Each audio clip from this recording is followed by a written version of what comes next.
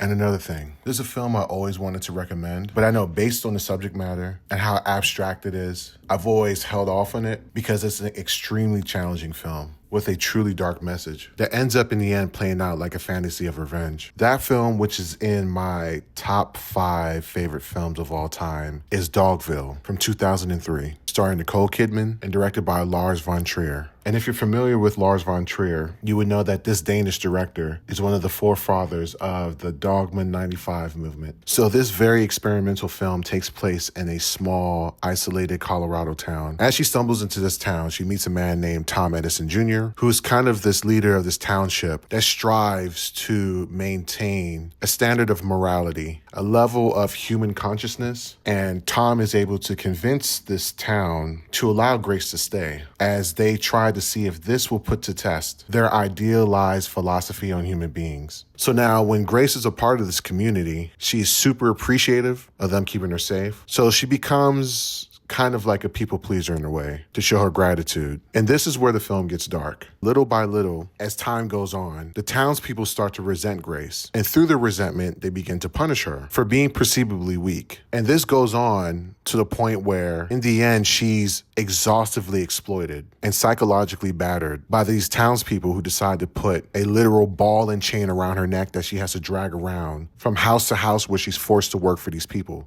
And believe it or not, the movie gets even darker than that. And I don't think social media will allow me to explain why, so I'll just let you figure it out on your own when you see it. But let's just say, even Tom Edison Jr., the man that was originally her protector, he too starts to feel this entitlement over Grace as a person. And this film gets so challenging to watch that once you watch long enough, you will understand why Lars von Trier, why he made the decision to shoot this film in this experimental, minimalist way. So this film feels almost like a stage play. There's no sets. They're on this huge stage. My personal opinion is that had we had to actually watch what happens to Grace at the hands of these townspeople, we would be scarred forever. So it leaves a lot unseen by the eye, but fully illustrated for your mind. So if you do find this film, some way, somehow, and you dare to watch it, I say prepare yourself by opening your mind to this incredibly artful film, divided into 9 chapters, which for better or worse will definitely leave a lasting impression on you. Whether you end up liking what is being said or not, this is a film that stays with you. So again, that's Dogville, and I hope that this video was able to give you something today. But beyond that, I truly appreciate you watching this, so go forth, be great, and remember, always make a scene.